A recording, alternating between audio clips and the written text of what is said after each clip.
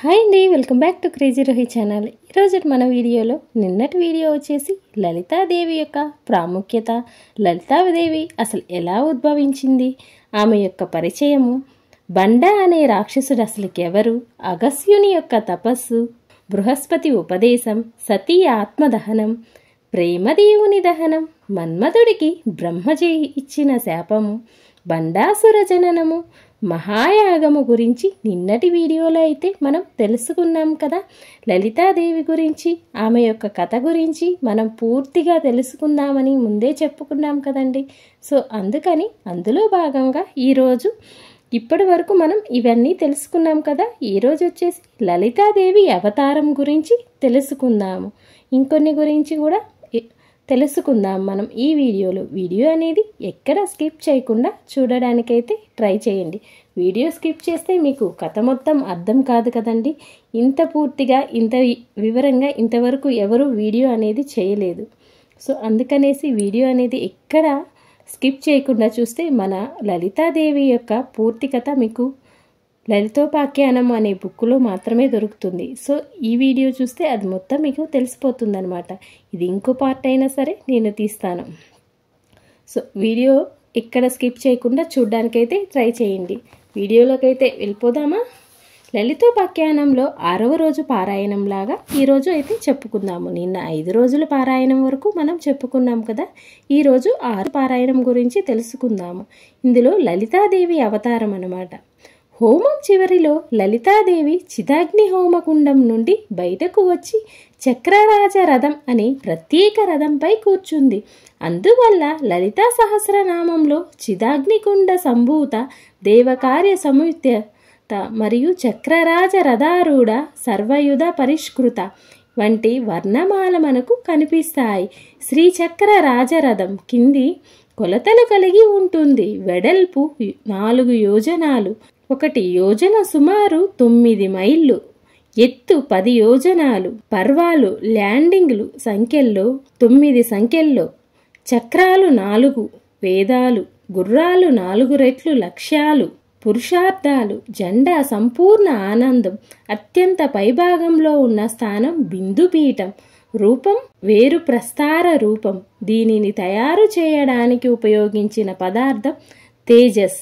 అలా వ్యక్తమైన లలితా పరమేశ్వరి తనలో నుండే ఒక పురుష రూపాన్ని సృష్టించుకుంది.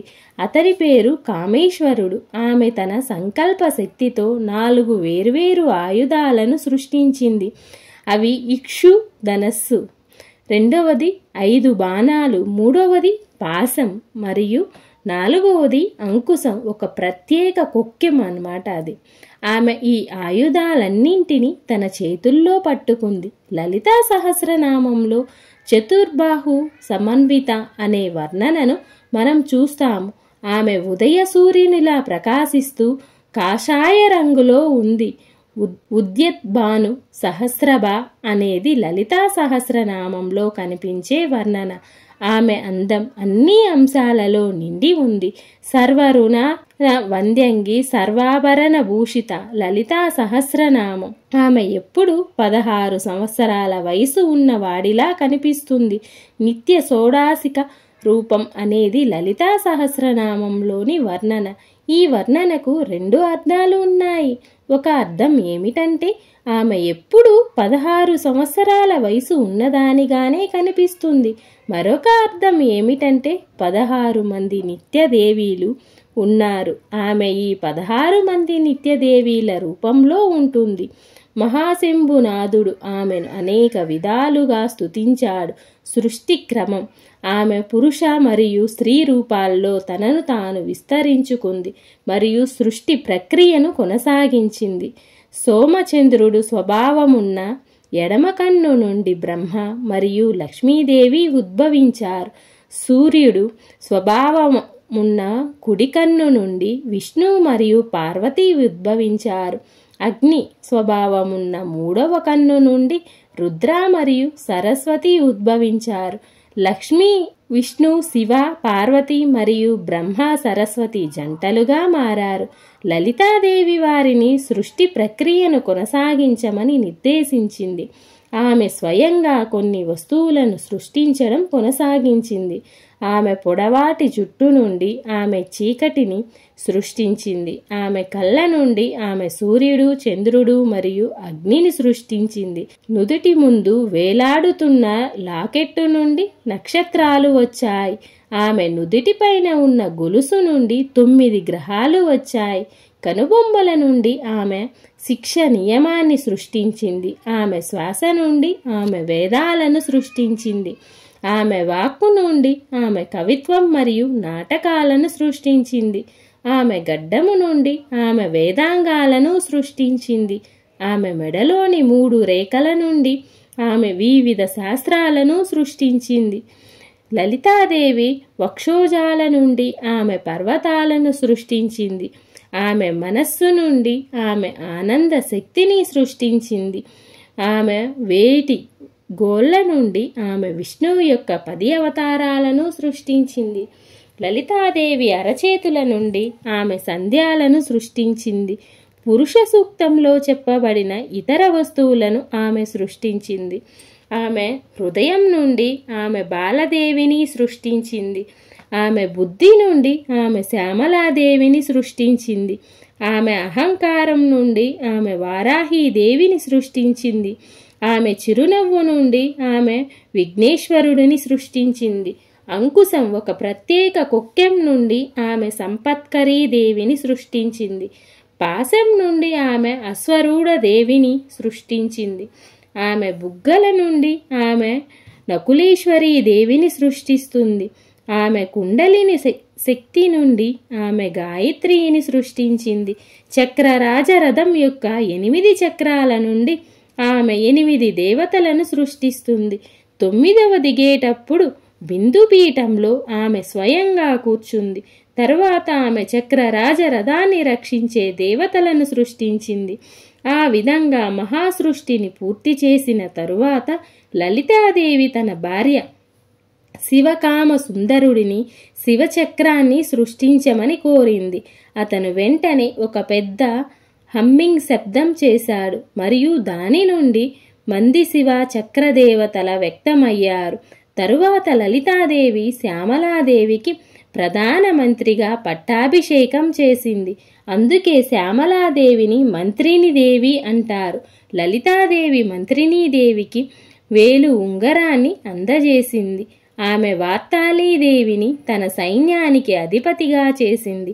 అందుకే వార్తాళీదేవిని దండనాదాదేవి అని కూడా అంటారు. ఆమెను వారాహీదేవి అని కూడా అంటారు. లలితాదేవి తన కనుబొమ్మల నుండి ఒక గదను తయారు చేసి దండనాథదేవికి ఇచ్చింది. దీని తరువాత లలితాదేవి తన రథం నుండి 2 రథాలను సృష్టించి వాటిని మంత్రినీదేవికి మరియు దండనాథదేవికి ఇస్తుంది. మంత్రినీదేవి రథాన్ని గేయచక్ర రథం అంటారు. ఈ రథం కలిగినప్పుడల్లా సంగీత ధ్వనులు చేసేది. దండనాథదేవి రథాన్ని గిరిచక్ర రథ అంటారు. తరువాత లలితాదేవి కోపంతో హం చేసింది. ఈ హం నుండి 64 లక్షల యోగినులు జన్మించారు. మరో 64 లక్షల భైరవులు కూడా జన్మించారు. ఆమె హం ద్వారా ఆ సంఖ్యాక శక్తి సేనల సైన్యాలు కూడా సృష్టించబడ్డాయి. లలితోపాఖ్యానంలో 7వ రోజు పారాయణాన్ని కూడా ఈరోజే తెలుసుకుందాం. దేవి విజయయాత్ర, దేవి విజయోత్సవ ఊరేగింపు. తరువాత లలితాదేవి 4 మహాసముద్రాల నుండి వెలువడే శబ్దాన్ని బేరీలు వాయించుకుంటూ అనేక ఇతర వాయుద్యాలతో బండాసురుడిపై యుద్ధానికి బయలుదేరింది. లలితాదేవి అంకుశం నుండి సంపత్కరీదేవి కోట్లాది ఏనుగులతో సహా బయటకు వచ్చి లలితాదేవిని సంపత్కరీ సమారూఢ సింధూర వజ్రసేవిత అను సరించడం ప్రారంభించింది. సంపత్కరీదేవి రణకోలాహలం, యుద్ధ సందడి, యుద్ధ కోలాహలం అనే ఏనుగుపై కూర్చుని ఉంది. లలితాదేవి పాశం నుండి అశ్వరూఢాదేవి పెద్ద గుర్రపు సైన్యంతో ఉద్భవించి లలితాదేవి ముందు కదులుతుంది. అశ్వరూఢాది ష్టాస్వ కోటి కోటి బిరావృత. అశ్వరూఢాదేవిని మోసుకెళ్లే గుర్రానికి అపరాజితం ఓడించలేనిది అని పేరు పెట్టారు. తరువాత సైన్యాధిపతి దండనాథాదేవి కవాతు ప్రారంభించడానికి డ్రమ్స్ వాయించింది. దండనాథాదేవి తన రథం నుండి దిగి సింహంపై కూర్చుంది. ఆ సింహానికి వజ్రఘోషం, కిరిచక్ర రథారూఢ దానద పురస్కృత అని పేరు పెట్టారు. ఆమె సైనికులందరూ ఆమెను 12 వేర్వేరు పేర్లతో స్తుతించడం ప్రారంభించారు. పంచమి దండనాదస తరువాత మంత్రిని దేవి కవాతు డ్రమ్స్ వాయించింది. ఆమె సైనికులు ప్రధానంగా ఇంద్రియాలకు అనుగుణంగా అలంకరించబడ్డారు. వారు వీణలు వాయిస్తూ పాడుతూ ఉన్నారు. మంత్రినీదేవి తన గేయ చక్ర రథంలో గాయకులచే ఏర్పడిన సైన్యం వలయం కదులుతుంది. గేయ చక్ర రథారూఢ మంత్రిని పరిసేవిత.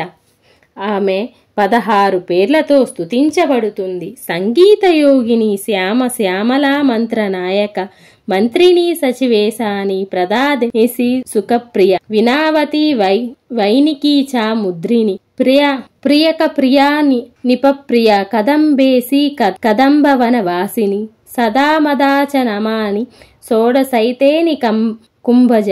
ఈ 3 ప్రపంచాన్ని పఠించేవాడు అప్పుడు మంత్రినీదేవి చేతిలో ఉన్న పక్షి నుండి ధనుర్వేద దేవుడు చేతిలో అద్భుతమైన విల్లుతో కనిపించి, అమ్మ, ఈ విల్లును చిత్రజీవం అంటారు.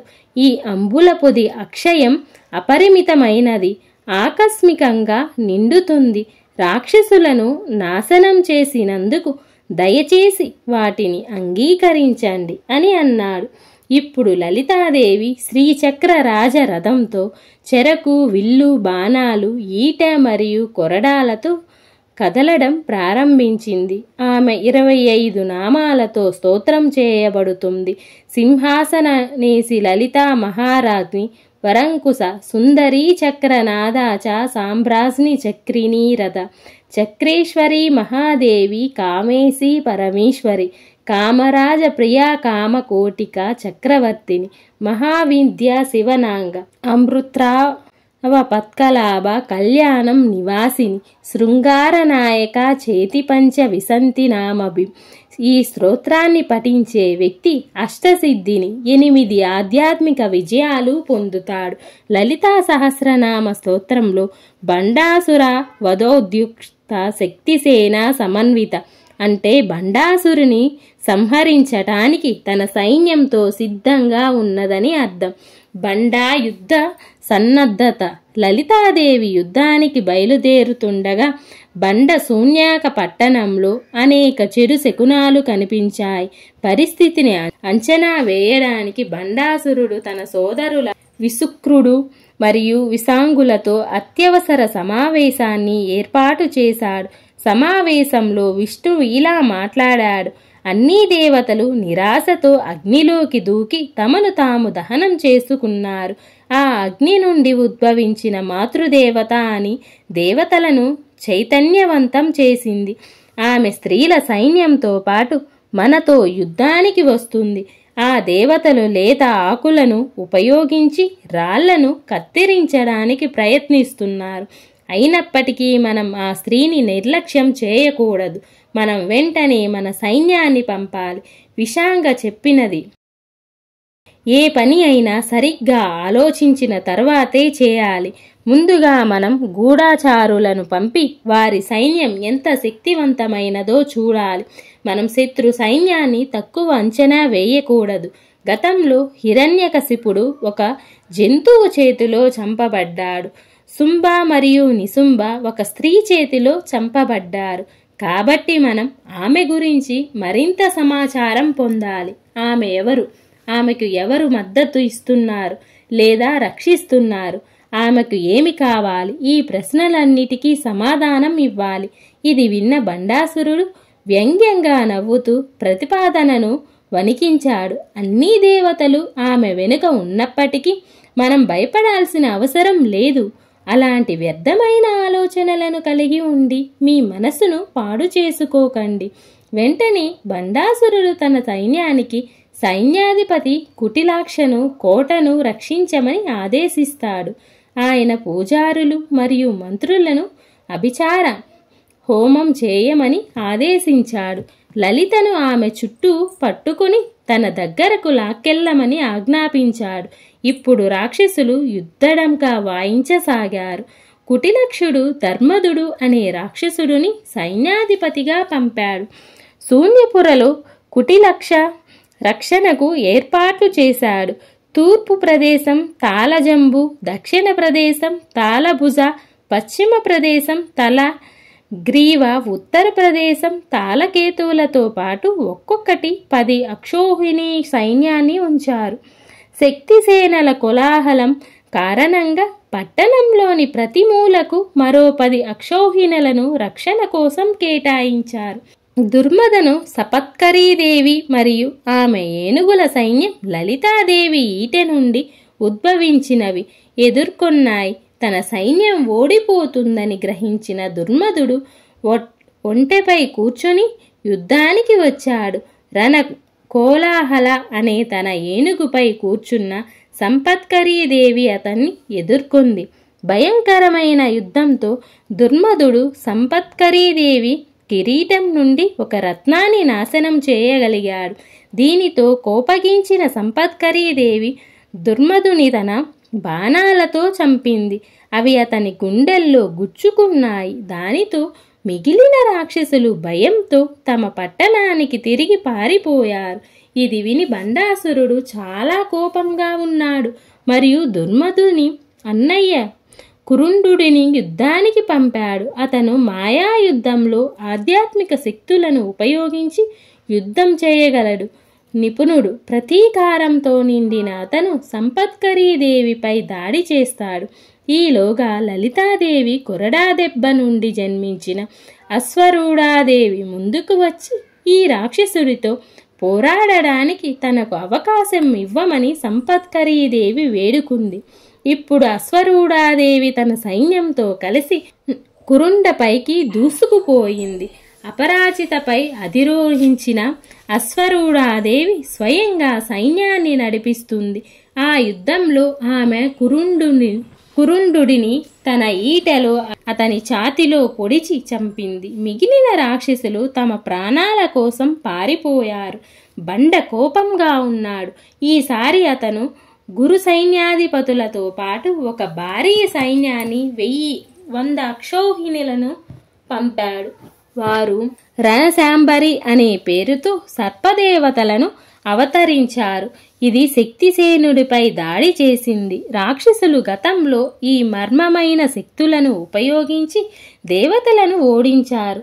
సర్పదేవతల నుండి ఉద్భవించిన కోట్ల సర్పాలు శక్తిసేనను హింసించడం ప్రారంభించాయి. అనేక సార్లు చంపబడిన తరువాత కూడా వారు మళ్ళీ జన్మిస్తూనే ఉన్నారు. తరువాత గరుడుని అధిరోహించిన నకులీదేవి యుద్ధభూమికి వచ్చింది. ఆమె నోటి నుండి 32 కోట్ల ముంగిసలు బయటకు వచ్చాయి.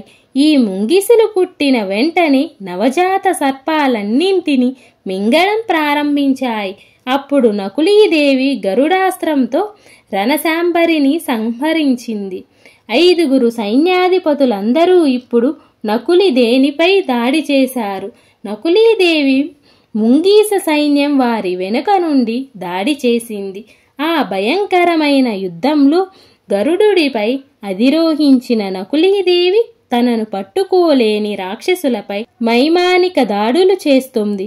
ఆమె 5 సైన్యాధిపతుల తలలు నరికి చంపింది. ఇది విన్న బండ వాలాహాకుడిని మరియు ఇతర 7 సైన్యాధిపతులను 300 మంది అక్షౌహిణీ సైన్యాన్ని పంపాడు. ఈ 7 రాక్షసులు కికాస అనే రాక్షసి కుమారులు. గతంలో వారు సూర్య భగవానుడిని నుండి ఒక వరం పొందారు. యుద్ధ సమయంలో సూర్యుడు వారి కళ్ళల్లో నివసిస్తాడని. ఈ రాక్షసులు యుద్ధ భూమిలోకి ప్రవేశించిన వెంటనే శక్తిసేనా సైన్యం కళ్ళకు గంతలు కట్టుకొని వారి కళ్ళ తేజస్సును ఎదుర్కోలేక ఆసక్తులయ్యారు. రాక్షసులు క్రూరంగా మారడం ప్రారంభించారు. వెంటనే దండనాథ దేవి అంగరక్షకుడు తిరస్కరణీకా దేవి అని పిలువబడేవాడు తమోలిప్తం అనే విమానంలో యుద్ధ భూమిలోకి ప్రవేశించాడు. దండనాదాదేవి ఆజ్ఞ మేరకు ఆమె అందనాస్త్రం అనే బాణాన్ని ప్రయోగించింది. మరియు 7 సైన్యాధిపతులు కళ్ళు మూసుకోవలసి వచ్చింది. ఇప్పుడు శక్తిసేన తిరిగి దూకడం ప్రారంభించింది. తిరస్కారిణికాదేవిని ముందు ఉంచుకొని ఇతర దేవతలు 7 సైన్యాధిపతులను చంపారు. ఈ దెబ్బతో బండాసురుడు స్పృహ కోల్పోయాడు. తన 2 సోదరులను చర్చకు పిలిచాడు. లలితోపాఖ్యానములో 8వ రోజు కూడా తెలుసుకుందాం. ఆ సమావేశంలో విశాంగుడు దేవీ సైన్యంపై వెనుక వైపు నుండి ద్రోహపూరితంగా దాడి చేయాలని నిర్ణయించారు. లలితాదేవి సైన్యం వెనుక భాగంలో తక్కువ సైన్యం మరియు రక్షణ ఉందని, మరియు వారు వెనుక నుండి సమీపిస్తే లలితాదేవి వద్దకు నేరుగా వెళ్ళి ఆమెపై దాడి చేయడం సులభం అని వారి గూఢాచారుల నుండి సమాచారం అందినందున ఈ నిర్ణయం తీసుకోబడింది. మొదటి రోజు యుద్ధం తర్వాత సంధ్యా సమయంలో విశాంగుడు ఒక చిన్న సైన్యంతో లలితాదేవి సైన్యం వెనుక వైపునకు శబ్దం లేకుండా, ఎటువంటి డప్పులు లేకుండా వెళ్ళాడు. అప్పటికి లలితాదేవి సైన్యం పశ్చిమ దిశగా కదులుతోంది. విశాంగుడు తన సైన్యంతో ఉత్తరం వైపుకు వెళ్ళి తూర్పు వైపుకు చేరుకున్నాడు. అతనికి శ్రీచక్రరాజ రథం చాలా దగ్గరగా కనిపించింది. లలితాదేవి ఎదురు చూస్తూ సైన్యం కదలికను గమనిస్తుంది. ఆమెకు దగ్గరగా పెద్దగా సైన్యం లేదు. ఈ అవకాశాన్ని ఉపయోగించుకొని విశాంగుడు అకస్మాత్తుగా దేవీ రథాన్ని వెనుక నుండి దాడి చేశాడు. ఈ ఆకస్మిక దాడిలో అక్కడ ఉన్న 280 అనిమా మరియు ఇతర దేవతలు వెనక్కి తీసుకోబడ్డారు. కానీ త్వరగా కోలుకొని ప్రతి పోరాటానికి సిద్ధమయ్యారు. సరిగ్గా అదే సమయంలో కుటిలాక్షుడు 10 అక్షోహిణీ సైన్యంతో కలిసి ముందు వైపు నుండి దాడి చేశాడు. 2 వైపుల నుండి దాడిని చూసి లలితాదేవి కొంచెం కోపంగా ఉంది. ఈలోగా విశాంగుడి బాణం తగిలి లలితాదేవి చేతిలో ఉన్న ఫ్యాన్ కింద పడి విరిగిపోయింది. దీనిని చూసి తిథి దేవతలు చాలా కోపంగా ఉన్నారు. వారు లలితాదేవిని వెళ్ళి వహ్నివాసిని మరియు జ్వాలామాలిని నిత్య దేవతలు స్వయంగా ప్రకాశించే సామర్థ్యాన్ని కలిగి ఉన్నారని కోరారు. వారు ప్రకాశించే చీకటిలో ఉన్న రాక్షసులు అందరూ కనిపిస్తారు.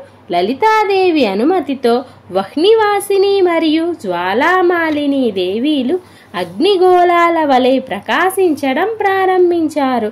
చీకటిలో దాక్కున్న రాక్షసులందరూ ఇప్పుడు కనిపించారు. ఇప్పుడు 16 మంది నిత్యదేవీలు కోపోద్రిక్తులయ్యారు మరియు విశాంగ సైన్యంపై దాడి చేశారు. రాక్షస సైన్యంలోని అన్ని సైన్యాధిపతులు మరణించారు. శరీరమంతా గాయపడిన విశాంగుడు సిగ్గు లేకుండా ప్రాణాల కోసం పారిపోయాడు. ముందు నుండి దాడి చేసిన కుటిలాక్షుడు కూడా పారిపోయాడు. నిత్య పరాక్రమ తోప నిరీక్షణ సమస్సుకంలో నిత్యదేవతలు పరాక్రమాన్ని చూసి లలితాదేవి చాలా సంతోషించింది. రాత్రి జరిగిన ఈ అపూర్వమైన దాడికి మంత్రినీదేవి మరియు దండనాదాదేవి అసంతృప్తి చెందారు. వారి రక్షణ ఏర్పాట్లు సరిగ్గా లేవని వారు చాలా బాధపడ్డారు. అగ్ని ప్రకారం అగ్నితో చేసిన సమ్మేళన గోడ. వారిద్దరూ లలితాదేవి వద్దకు వెళ్ళి జరిగిన దానికి విచారం వ్యక్తం చేసి రక్షణ కోసం ఏర్పాట్లు చేసుకున్నారు. లలితాదేవి సూచన మేరకు జ్వాలామాలినీదేవి సైన్యం చుట్టూ అగ్నితో ఒక గోడను నిర్మించింది. ఆ అగ్నిగోడ 100 యోజనాల వెడల్పు మరియు 100 యోజనాల ఎత్తు ఉంటుంది. 1 యోజనం అంటే దాదాపు 8 మైళ్ళ దూరము. అగ్నిగోడ దక్షిణ చివరన 1 యోజన పొడవైన ద్వారం ఉంది. దేవీ సైన్యం బయటకు వెళ్ళిపోవడానికి వీలుగా, ఎందుకంటే శూన్యపురం ఈ చివరను ఎదుర్కొంటుంది. దండనాదాదేవి కుటుంబానికి చెందిన స్తంభినీదేవి 20 అక్షోహిణీ సేనలతో కలిసి ఈ ప్రవేశ మార్గాన్ని కాపాడుతుంది. ఆమెను విఘ్నదేవి అని కూడా పిలుస్తారు. అప్పటికి తెల్లవారింది. ఈ వార్తలన్నీ తెలిసి బండాసురుడు నిరాశ చెంది ఏమి చేయాలో ఆలోచించడం ప్రారంభించాడు. ఈసారి ఇతను తన 30 మంది కుమారులను యుద్ధానికి పంపాడు. ఈ వార్త విన్న తర్వాత లలితాదేవి కుమార్తె బాలాదేవి స్వయంగా ఈ రాక్షసులతో పోరాడడానికి కోరుతుంది. బాలాదేవి లలితాదేవి ఏకైక కుమార్తె. ఆమె లలితాదేవిని చాలా పోలి ఉంటుంది. కానీ ఎల్లప్పుడూ 9 సంవత్సరాలు మాత్రమే ఆమె తన తల్లితోనే శాశ్వతంగా ఉంటుంది. బాలాదేవి తన తల్లిని సంప్రదించి యుద్ధ భూమిలో పోరాడటానికి అనుమతి కోరింది. ప్రారంభంలో లలితాదేవి నిరాకరించింది. కానీ బాలాదేవి ప్రదర్శించిన ధైర్యం మరియు సంకల్ప శక్తిని చూసి చివరికి అనుమతి ఇచ్చింది. బాలాదేవి యుద్ధానికి రావడం చూసి మంత్రిని మరియు దండనాయకుడు ఆశ్చర్య పొందారు. వారు ఆమె అంగరక్షకులుగా నిలబడ్డారు. ఇప్పుడు బాలాదేవి బండకుమారులతో భయంకరమైన పోరాటం ప్రారంభించింది. ఆమె పరాక్రమానికి అందరూ ఆశ్చర్యపోయారు. రెండో రోజు అంతా బాలాదేవి యుద్ధం చేసింది. ఆ సాయంత్రం ఆమె ఒకేసారి 30 బాణాలు వేసి 30 మంది బండకుమారులను చంపింది. లలితాదేవి చాలా సంతోషంగా ఉండి తన కూతురిని కౌగిలించుకుంది. బండ దుఃఖంలో మునిగిపోయాడు. నిరాశగా అతని యుద్ధానికి బయలుదేరాడు. విసుక్ర మరియు విసంగా బండాసురుని శాంతింపజేశారు. విఘ్నయంత్ర నాగ్నం అడ్డంకుల యొక్క ఆధ్యాత్మిక చిహ్నాన్ని నాశనం చేయడం. ఇప్పుడు బండుడు విసుక్రుణ్ణి యుద్ధభూమికి పంపాడు. చీకటిలో విసుక్రుడు వహ్నీ ప్రకార దగ్గరకు వెళ్ళాడు. ఒక చదునైన రాయిపై అతను ఒక ఆధ్యాత్మిక చిహ్నాన్ని గీసి కొంత మాయాజాలం చేశాడు. ఆ తరువాత అతను ఆ ఆధ్యాత్మిక చిహ్నాన్ని బలవంతంగా విసిరారు. అది ఏదో ఒక సమయంలో అగ్నిగుండంలో పడిపోయింది. ఆ యంత్రం ప్రభావంతో దేవీ సైన్యం మనసులలో సోమరితనం ప్రవేశించింది. యుద్ధం తప్పు అని కొందరు వాదించడం ప్రారంభించారు. కొందరు మనం దేవతల తరపునే ఎందుకు పోరాడాలి అని అన్నారు. కొందరు ఈ లలితాదేవి ఎవరు, మనపై ఆమెకు ఉన్నతమైన స్థానాన్ని ఎవరు ఇచ్చారు అని అన్నారు. కొందరు మనమందరం కలిసి పోరాడకూడదని నిరాకరిస్తే లలితాదేవి ఏమి చేయగలదు అని అన్నారు. వారందరూ ఆజ్ఞన నిద్రలోకి జారుకున్నారు. అర్ధరాత్రి తరువాత విసుక్రుడు 30 అక్షోహిణీ సేనలతో కలిసి అగ్ని అవరోధాన్ని చుట్టుముట్టాడు. అయినప్పటికీ శక్తిసేన సభ్యులెవ్వరూ విఘ్నయంత్ర వల్ల కలిగిన అజ్ఞాన ప్రభావంతో కదలలేదు. అయితే విఘ్నయేత్రుడు మంత్రిని మరియు దండనాదులను ప్రభావితం చేయలేకపోయాడు. కానీ వారిద్దరూ తమ సైన్యం స్థితిని చూసి చాలా విచారంగా ఆందోళన చెందారు. ఏమి చేయాలో తెలియక వారు వెళ్ళి లలితాదేవిని విచారించారు. తరువాత లలితాదేవి కామేశ్వరుని ముఖం వైపు చూసి మెల్లగా నవ్వింది. ఆమె చిరునవ్వు నుండి గణపతి జన్మించాడు. అతను వెంటనే ఫైర్ వాల్లో శోధించాడు మరియు ఒక చోట విఘ్నయంత్ర శిలని గమనిస్తాడు. తన పంటితో శిలను ముక్కలుగా చేసి పొడి చేశాడు. ఆ శక్తిసేనుడి అజ్ఞానం మరియు నిద్ర తొలగిపోవడంతో వారు వెంటనే యుద్ధానికి సిద్ధమయ్యారు. ఇప్పుడు విఘ్నేశ్వరుడు ఈ సైన్యంతో కలిసి అగ్ని అవరోధం నుండి బయటకు వచ్చి విసుక్రుడితో యుద్ధం ప్రారంభించాడు. విసుక్రుడు తనపై దాడి చేయడానికి గజాసురుడిని పంపాడు. కానీ త్వరలోని గజాసురుడు సంహరించబడ్డాడు. ఇది చూసి విసుక్రుడు పారిపోయాడు. విసుక్రుడు మరియు విసాంగుడుల వినాశనం. బండాసురుడితో చర్చించిన తర్వాత విసుక్రుడు తన సోదరుడు విషాంగుడు మరియు అల్లుడితో కలిసి యుద్ధానికి తిరిగి వచ్చాడు. దీనితో 3వ రోజు యుద్ధం ప్రారంభమయ్యింది. మంత్రిని మరియు దండనాథ ఇద్దరూ ఒకేసారి యుద్ధం ప్రారంభించారు. ముందు భాగంలో దండనాదాదేవి తన కిరిచక్ర రథంపై తన నాగలి ఆయుధంతో వేగంగా తిరుగుతూ ఉంది. ఆమె వెనక మంత్రినీదేవి విల్లు మరియు బాణాలతో వీలుకాడుగా గేయచక్ర రథంపై అధిరోహించబడింది. దండనాదాదేవి విసుంగపై దాడి చేసింది. మంత్రినీదేవి విసుక్రుడిని ఎదుర్కొంది. అశ్వరూఢుడు సంపత్కరి మరియు ఇతరులు వచ్చిన రాక్షసుల అల్లుడిపై దాడి చేశారు. రాక్షసుల సైన్యం బలహీనపడడం ప్రారంభించింది. ఇది గమనించిన విసుక్రుడు త్రిశాస్త్రాన్ని ప్రయోగించాడు. శక్తిసేన సైన్యం తీవ్రమైన దాహాన్ని అనుభవించడం ప్రారంభించింది. అప్పుడు దండనాదాదేవి తన కిరిచక్రం నుండి మధ్య సముద్రం దేవతలను ఆహ్వానించి వారి దాహాన్ని తీర్చింది. మధ్య సముద్ర దేవుడు మధ్య వర్షాన్ని కురిపించాడు. దానితో సైన్యం దాహం తీర్చుకొని నూతనోత్సాహం పొందింది. సూర్యాస్తమయ సమయానికి బండ అల్లుడితో సహా చాలా మంది రాక్షసులు చనిపోయారు. తరువాత శ్యామలాదేవి విసుక్రుడితో పోరాడి బ్రహ్మశిరోనామకాస్తం బ్రహ్మశిర అనే శక్తివంతమైన ఆయుధంతో అతన్ని చంపింది. దండనాదాదేవి తన నాగలి ఆయుధం మరియు రోకలితో విసంగను చంపింది. అయితే లలిత సహస్రనామంలో విసుక్రుడు వారాహిచే చంపబడ్డాడని మరియు విసంగుడు మంత్రినిచే చంపబడ్డాడని పేర్కొనబడింది. మంత్రిన్యంబ విరచిత విషంగా వదతోసిత విసుక్ర ప్రాణహరణ వారాహి వీర్యవందిత. అప్పటికి అర్ధరాత్రి దాటింది. 29 లలితోపాఖ్యానంలో 9వ రోజు పారాయణము. బండాసురుణ్ణి ఓదార్చడానికి సైన్యాధిపతి కుటిలాక్షుడు మాత్రమే మిగిలి ఉన్నాడు. కుటిలాక్షుడితో కలిసి బండ యుద్ధభూమిపై బయలుదేరాడు. 2185 అక్షౌహిణీ సైన్యం 40 మంది సైన్యాధిపతులతో అతనిని అనుసరించింది. అతను అభిలము అనే రథాన్ని ఎక్కాడు. దానిని గుర్రాలకు బదులుగా 1000 సింహాలు లాగుతాయి. అతని కత్తి పేరు యాటను, నరకంలో హింస.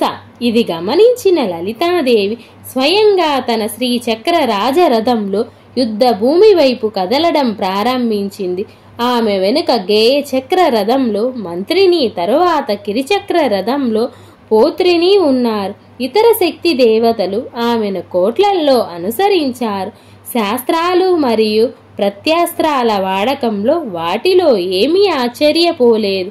ఇప్పుడు బండాసురుడు తన మాయాశక్తుల ద్వారా మధుకైటభుడు, రక్తబీజుడు మరియు ఇతర పాత రాక్షసులను పునరుత్పత్తి చేశాడు. అప్పుడు లలితాదేవి హింసాత్మకమైన ఉన్మాద నవ్వు నవ్వి చండీశ్వరి చండీ సప్తశతిలో వర్ణించబడినది. దుర్గాదేవి మరియు ఇతర దేవతలు జన్మించి ఈ రాక్షసులను సంహరించారు. ఇప్పుడు బండు సోమక మరియు ఇతర రాక్షసులను పుట్టించాడు. తరువాత లలితాదేవి తన చేతుల వేళ్ల కొనల నుండి విష్ణువు యొక్క 10 అవతారాలను సృష్టించింది. కారుంగలి నభోత్పన్న నారాయణ దశకృతి. సూర్యుడు అస్తమించబోతున్నాడు. లలితాదేవి ఆలస్యం చేయకూడదని నిర్ణయించుకుంది. తరువాత ఆమె నారాయణ అస్త్రాన్ని మరియు పాశుపదాస్త్రాన్ని ప్రయోగించి రాక్షసులను మరియు వారి సైన్యాధిపతులను నాశనం చేసింది. వారందరూ బూడిదగా మారారు. ఇప్పుడు బండాసురుడు ఒక్కడే మిగిలాడు. లలితాదేవి మహాకామేశ వరాస్త్రాన్ని ప్రయోగించి బండాసురుని సంహరించింది. వెంటనే అతని శూన్యక పట్టణం కాలిపోయింది. లలితాదేవి విజయాన్ని దేవతలు డోలు వాయిద్యాలతో ప్రకటించి పూల వర్షం కురిపించారు. కర్పూర జ్వాలలను వెలిగించారు మరియు విజయ నినాదాలను స్తుతించారు. కామ సజీవనం, కామ పునర్జన్మ. బ్రహ్మ, విష్ణువు, ఇంద్రుడు మరియు ఇతర దేవతలు లలితాదేవి వైభవాన్ని మెచ్చుకున్నారు. ఆ స్తుతిలో వారు ఇలా ప్రకటించారు: అమ్మ, బండు చనిపోయాడు, కానీ అతని స్నేహితుడు తారకుడు ఇంకా బ్రతికే ఉన్నాడు. మనల్ని ఇబ్బంది పెట్టడానికి, అతన్ని నాశనం చేయడానికి శివుడికి ఒక కుమారుడు ఉండాలి. మేము దానికోసం ప్రయత్నిస్తున్నాము. కానీ ఈలోగా మన్మధుడు మరణించాడు మరియు ఈ సంఘటనలన్నీ జరిగాయి. కాబట్టి దయతో మన్మధుడికి పునర్జన్మ ప్రసాదించి శివుడు మరియు పార్వతి వివాహం జరిపించండి. లలితాదేవి కరుణతో నవ్వి కామేశ్వరుడిని చూసింది. ఆమె ఆశీర్వాదాల నుండి మన్మథ పునర్జన్మ తీసుకున్నాడు. రతి మరియు మన్మధుడు మాతృదేవతకు సాష్టాంగ నమస్కారము చేసి ఆమెను స్తుతించారు. అమ్మవారిని ఆశీర్వదించి వారికి ఉపదేశించింది. మన్మథ, ఇప్పుడు నువ్వు భయపడాల్సిన అవసరం లేదు. మళ్ళీ వెళ్ళి నీ మాయాబాణాన్ని శివుడిపై వేయండి. శివుడు పార్వతిని వివాహం చేసుకుంటాడు. నా ఆశీర్వాదంతో శివుడు నీకు ఎటువంటి హాని చేయడు. ఇప్పటి నుండి నువ్వు ప్రతి ఒక్కరి శరీరంలోకి ప్రవేశించి వారికి సౌందర్య ఇంద్రియ సుఖాలను కలిగించవచ్చు. నా భక్తులను రక్షించు. తల్లి దేవత మన్మధుడి సూచన మేరకు తన కుటుంబంతో కలిసి శివునిపై తన మంత్రాన్ని ప్రయోగించాడు. ఈసారి శివుడు సన్యాసం వదిలి పార్వతి కోసం తీవ్రంగా వెతకడం ప్రారంభించాడు. అప్పుడు మన్మధుడు పార్వతిపై కూడా మంత్రబాణాలు వేశాడు. పార్వతి తపస్సుకు శివుడు చాలా సంతోషించి ఆమె ముందు ప్రత్యక్షమై వరం ఇచ్చి ఆమెను వివాహం చేసుకున్నాడు. కుమారుడు శివుడు మరియు పార్వతి దంపతులను జన్మించాడు. అతడు దేవుని సైన్యానికి సైన్యాధిపతి అయ్యాడు మరియు తారకాసురుడిని సంహరించాడు. తరువాత ఇంద్రుని కుమార్తె దేవసేనాదేవిని వివాహం చేసుకున్నాడు. మన్మధుడు దేవతలందరికీ సహాయం చేసిన తరువాత లలితాదేవిని సేవించడానికి శ్రీపురానికి బయలుదేరాడు. శ్రీపుర వర్ణన. శ్రీపుర ఎంత అందంగా ఉంటుందో వివరిస్తున్నాడు. శ్రీపురం అంటే అసలు అర్థం ఏమిటి అని తెలుసుకుందాం. బండాసురుడు సంహారం తర్వాత త్రిమూర్తులు విశ్వశిల్పి విశ్వకర్మ మరియు రాక్షసుల శిల్పి మాయను పిలిచి లలిత శివ నివాసం కోసం 16 క్షేత్రాలలో 16 రాజభవనాలను నిర్మించమని ఆదేశించారు. మేరు మరియు ఇతర భారీ పర్వతాలు, జలసముద్రము మరియు ఇతర మహాసముద్రాలు మొత్తం 16 క్షేత్రాలు. ఈ క్షేత్రాలలో ఉన్న మాతృదేవత యొక్క రాజభవనాలను త్రిపుర అని పిలుస్తారు. త్రిపురం ఎక్కడ ఉన్నా దాని కొలతలు ఇలా ఉంటాయి. మేరు పర్వతానికి 4 శిఖరాలు ఉన్నాయి. తూర్పు వైపు 1, వాయువ్య దిశలో 1, నైరుతి దిశలో 1. ప్రతి ఒక్కటి 100 యోజనాల పొడవు మరియు 100 యోజనాల వెడల్పు కలిగి ఉంటుంది. ఇవి త్రిమూర్తుల లోకాలు. వీటి మధ్యలో 4వది ఉంది. ఇది 400 యోజనాల పొడవు మరియు 400 యోజనాల వెడల్పు కలిగి ఉంటుంది. శ్రీపురం మధ్య శిఖరంపై ఉంది. శ్రీపురం లోహ సమ్మేళన గోడలను కలిగి ఉంటుంది. 7 సంఖ్యల్లో అవి చదరపు ఆకారంలో ఉంటాయి. ప్రతి గోడ తదుపరి దాని నుండి ఒక్కొక్కటిగా 7 యోజనాల దూరంతో వేరు చేయబడుతుంది. కలయాస గోడ. ఈ గోడ చుట్టుకొలత 16,000 యోజనాలు. కంసగోడ. ఈ రెండిటి మధ్య మొదటి గది ఉంది. అనేక చెట్లు మరియు తోటలు ఇక్కడ ఉన్నాయి. మహాకాళి మరియు మహాకాల ఇక్కడ ద్వారపాలకులు. కాలచక్రం వారి సింహాసనం. తామ్రగోడ. ఇక్కడ కల్పవృక్ష కోరికలను తీర్చే చెట్టు ఉంటుంది. అడవి ఉంది. దీనిని కల్పవటిక అని కూడా పిలుస్తారు. ఇది 2వ గది. వసంతం. దాని రక్షకుడు మధుశ్రీ మరియు మాధవశ్రీ అతని భార్యలు. గాజుతో గోడ. ఇక్కడ సంతాన వృక్షాల అటవీ సంతానం ప్రసాదించేది. ఇది 3వ గది. గ్రీష్మ. పాలకుడు శుక్రశ్రీ మరియు శుచిశ్రీ అతని భార్యలు. అర్కూట అంటే ఇత్తడి గోడలు. ఇది 4వ గది. ఇక్కడ వారి చందన వృక్షం, పసుపు సువాసన గల గంధపు చెక్క అడవి ఉంది. పాలకుడు వర్షరుతుడు. వర్షాకాలం నభశ్రీ మరియు నభస్యశ్రీ అతని భార్యలు. పంచలోహ అంటే 5 లోహాలతో గోడ. ఈ 5వ గదిలో మందార వృక్షాల తోట ఉంది. శరదృతుడు రక్షకుడు. ఈశశ్రీ మరియు ఊర్జశ్రీ అతని భార్యలు. రౌప్య అంటే వెండి గోడలు. 6వ గది పారిజాత వృక్షాడవి హేమంత ఋతువు రక్షకుడు. సహస్రీ మరియు సహస్యశ్రీ అతని భార్యలు. హేమ బంగారపు గోడలు. 7వ గది కదంబ అడవి శిశిర రక్షకుడు. తవశ్రీ మరియు తవస్యశ్రీ అతని భార్యలు. ఇక్కడే మంత్రినీదేవి ఒక ఆలయంలో నివసిస్తుంది. ఆమెకు మహాపద్మావతి తామరాటవిలోని లలితాదేవికి చాలా దగ్గరగా ఒక పావు ఉంది. ఆమె విధి నిర్వహణలో ఉన్నప్పుడు ఆమె ఆ పావురంలోనే ఉంటుంది. మంత్రిని నివాసానికి సమీపంలో ఉన్న ఈ 7వ గదిలో మతంగ కన్యలు నిరంతరం పాడుతూ నృత్యం చేస్తూ మతంగ కన్యా చరిత్ర, మాతంగ కన్యక కథ. పూర్వకాలంలో మతంగ అనే ముని తన తపస్సు శక్తి ద్వారా సృష్టిని విస్తరించేవాడు. అతని కుమారుడు మతంగుడు గొప్ప సాధువు మరియు తపస్సు చేసేవాడు. అతను హిమవంతుని స్నేహితుడు. ఒకసారి హిమవంతుడు తాను గౌరీదేవి తండ్రిని గొప్పలు చెప్పుకోవడం ప్రారంభించాడు. దానితో మతంగా అవమానంగా భావించి ముద్రినీదేవి కోసం గొప్ప తపస్సు ప్రారంభించాడు. దేవి నుండి ఉంగరం పొందిన మంత్రినీదేవి ఆమెను శ్యామలాదేవి అని కూడా పిలుస్తారు. ఆమె జన్మించిన అతని తపస్సుకు చాలా సంతోషించి అతనికి కుమార్తెగా ఉండాలని వరం ఇచ్చింది. కొన్ని రోజుల తర్వాత శ్యామలాదేవి మాతంగ భార్య సిద్ధమతీదేవి కలలో కనిపించి శ్యామలాదేవి ఆమెకు ఆ పుష్పగుచ్చం నుండి ఒక పువ్వును ఇచ్చి ఆమె చెవిని అలంకరించింది. అతి త్వరలోనే ఆమెకు ఒక ఆడ శిశువు పుట్టిద్ది. ఎందుకంటే ఆమె చాలా తక్కువ సమయంలో జన్మించి ఆమెను మాతంగ కన్యక అని కూడా పిలుస్తారు. ఆమె తన శక్తితో కోట్లాది మంది కన్యలను ఉత్పత్తి చేసింది. వారు మంత్రినీదేవి ఇంటి దగ్గర ఉండి ఆమెను ఎల్లప్పుడూ స్తుతిస్తూ ఉంటారు. 10వ రోజు పారాయణం. విలువైన రాళ్ల సమ్మేళనాలు. బంగారు సమ్మేళనం లోపల 11 ప్రాకారాలు, ఒకటి లోపల ఒకటి మరియు వాటి లోపల మరో 6 సమ్మేళనాలు క్రింద వివరించబడినాయి. సమ్మేళనాలన్నీ పరిపూర్ణ చతురస్రాలు. ఇక్కడ కూడా ఒక సమ్మేళనం మరియు మరొక సమ్మేళనం మధ్య దూరం 7 యోజనాలు.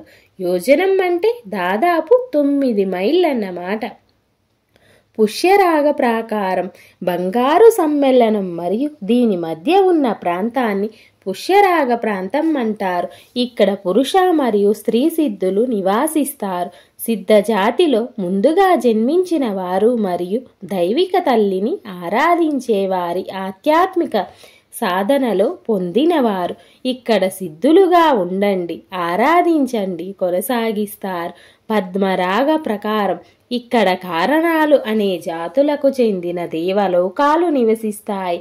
కరుణ లోకంలో జన్మించి తల్లిని పూజించిన వారు ఆమె కృపకు పొందిన తర్వాత ఇక్కడ తిరిగి జన్మిస్తారు. గోమేధిక ప్రకారం. ఈ రంగంలో కాలశంకర రసనీదేవి నివసిస్తుంది. ఆమెను యోగినులు మరియు భైరవులు పూజిస్తారు. వజ్ర ప్రకారం. అప్సరసలు మరియు గంధర్వులు ఈ రంగంలో ఉంటారు. వారు ఎల్లప్పుడూ దైవిక తల్లి నామాలను జపిస్తూ ఇక్కడ ఉంటారు. ఈ ప్రదేశంలో వజ్ర నది ప్రవహిస్తుంది.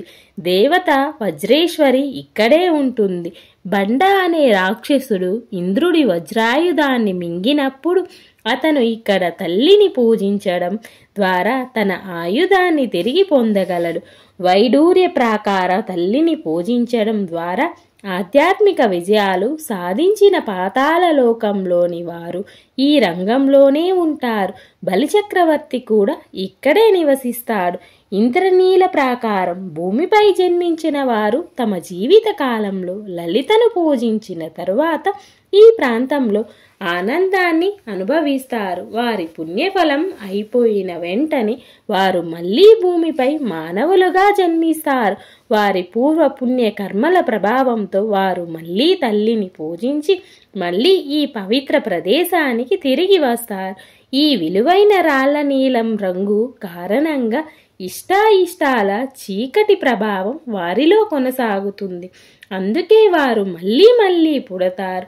తమ ఇంద్రియాలను నియంత్రించుకొని అంతిమ మోక్ష స్థితిలో విలీనం చేయగలవారు. అంటే దైవిక తల్లిలో వారికి పునర్జన్మ లేదు. ముక్త ప్రకార, తామ్రపర్ణి, మహాపర్ణి, సదముక్త, సదోదక మొదలైన అనేక నదులు ఈ ప్రాంతాలలో ప్రవహిస్తున్నాయి. అమ్మవారిని పూజించి ఆమె మంత్రాలను జపించిన దేవతలు ఇక్కడే ఉంటారు. 8 వైపులా పాలకుల నగరాలు ఇక్కడ ఉన్నాయి. 8 వైపుల తూర్పు, పశ్చిమం, ఉత్తరం, దక్షిణం, ఈశాన్యం, ఆగ్నేయం, వాయువ్యం, నైరుతి. వారాహి అని కూడా పిలువబడే దండనాథ దేవత నివాసం ఈ ప్రాంతంలో ఉంది. ఇక్కడ బంగారు తాటి చెట్లు తోట ఉంది. దేవత ఉన్మత్త భైరవి, స్వప్నేశ్వరి, తిరస్కారిణీ దేవి, కిరాపాదాదేవి ఈ ప్రాంతంలో నివసిస్తారు. దండనాదాదేవి విధి నిర్వహణలో ఉన్నప్పుడు ఆమె మహాపద్మ అడవిలో ఒక ప్రత్యేక రాజభవనంలో ఉంటుంది. విద్రుమ ప్రకారం ఈ ప్రాంతంలో బ్రహ్మమరిక వంటి ఋషులతో కలిసి ఉండి దైవతల్లిని పూజిస్తారు. మాణిక్య ప్రాకారం ఈ ప్రాంతాన్ని రత్నాల మందిరం అంటే మాణిక్య మండపం అని కూడా పిలుస్తారు. ఆమె విష్ణువు తల్లిని పూజిస్తాడు. నవరత్న ప్రకారం ఈ ప్రాంతంలో వేలాది స్తంభాలతో కూడిన భారీ హాలు ఉంది. ఇక్కడ శివుడు తన పరిచారకులతో కలిసి లలితాదేవి ఆజ్ఞ ప్రకారం జరుగుతున్న కార్యకలాపాలను నిరంతరం పర్యవేక్షిస్తాడు. మనోమయ ప్రకారం మొత్తం ప్రాంతం అమృతం యొక్క పెద్ద బావి. తారాదేవి ఇక్కడ నివసిస్తుంది. తన పరిచారకులతో పాటు ఆమె ఒక పెద్ద పడవను నడిపి తన భక్తులను తనతో పాటు లోపలికి తీసుకువెళుతుంది. బుద్ధి ప్రకారం మొత్తం ప్రాంతం ఆనందానికి పెద్ద బావి. ఈ రంగులో ఓడకు కెప్టెన్ దేవత వరుణి. ఆమెను సుధమాలిని మరియు అమృతేశ్వరి అని కూడా పిలుస్తారు. అహంకార ప్రకారం మొత్తం ప్రాంతం విమర్శ మరియు అమృతం యొక్క పెద్ద బావి.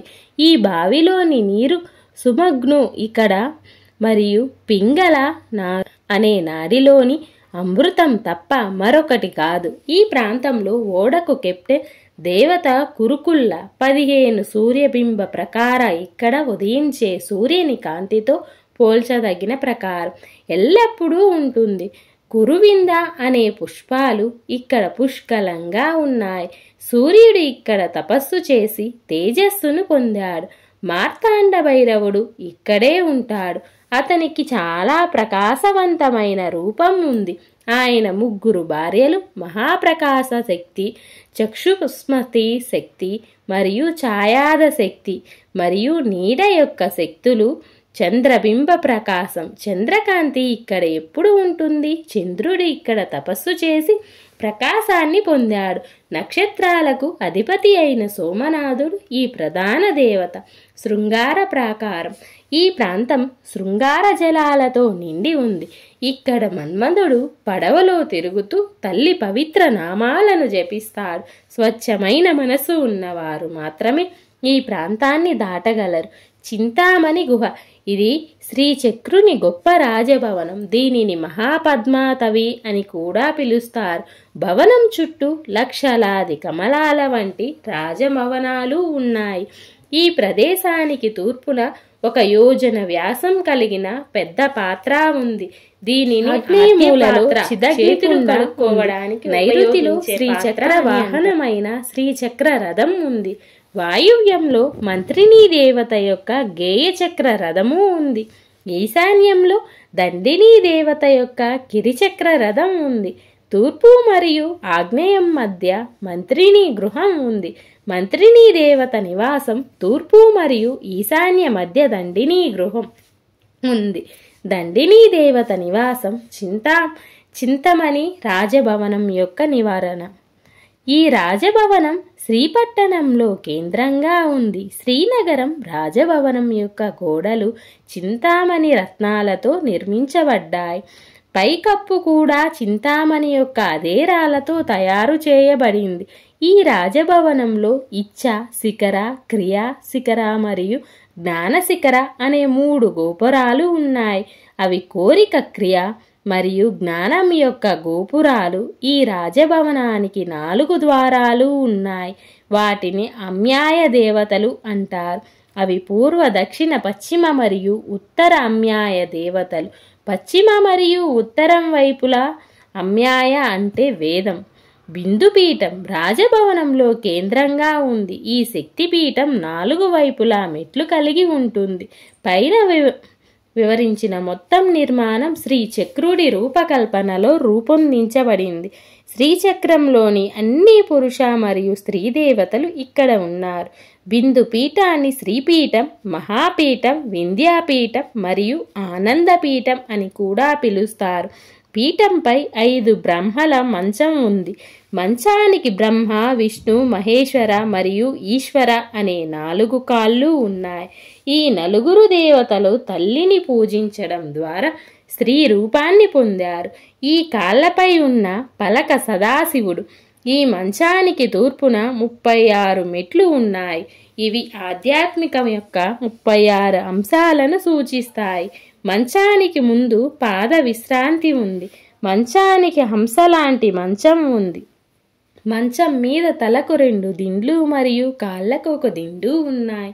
మంచం మీద లేత ఎరుపు దుప్పటి పరచబడి ఉంటుంది. కామేశ్వరుడు తూర్పు ముఖంగా మంచం మీద కూర్చున్నాడు. అతను ఎప్పుడూ 16 ఏళ్ల బాలుడి రూపంలో ఉంటాడు. అతనికి 4 చేతులు మరియు 3 కళ్ళు ఉన్నాయి. అతను శృంగార దుస్తులను ధరిస్తాడు. అతని ఒడిలో లలితాదేవి కూర్చుంటుంది. ఆమె ఎప్పుడూ 16 ఏళ్ల అమ్మాయి రూపంలో ఉంటుంది.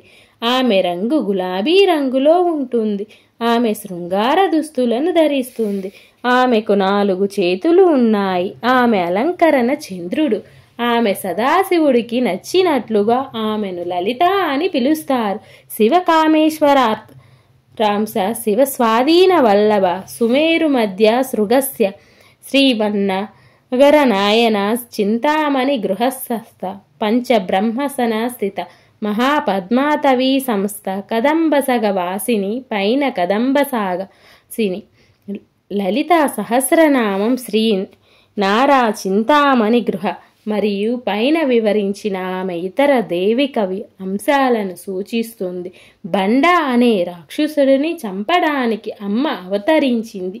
ఈ దివ్య నామాల ప్రకారం ఆమె సర్వోత్కృష్టమైన తల్లి, సర్వ శుభాలను సాధిస్తుంది. విన్నారు కదండి లలితాదేవి యొక్క పూర్తి చరిత్ర. ఈ చరిత్ర మీ అందరికీ నచ్చిందని అనుకుంటున్నాను.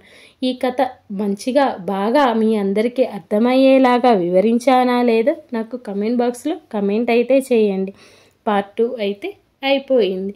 ఈ వీడియో మీ అందరికీ నచ్చినట్టయితే చిన్న లైక్ ఇచ్చి సబ్స్క్రైబ్ చేయడం మాత్రం అస్సలు మర్చిపోవద్దు. ఇలాంటి మరికొన్ని వీడియోస్ కోసం నాకు కమెంట్ బాక్స్లోకి వచ్చేయండి, కమెంట్ చేయండి. ఇంకొత్త సరికొత్త వీడియోస్తో నేను మీ ముందుకైతే వచ్చేస్తాను. Thank you for watching video.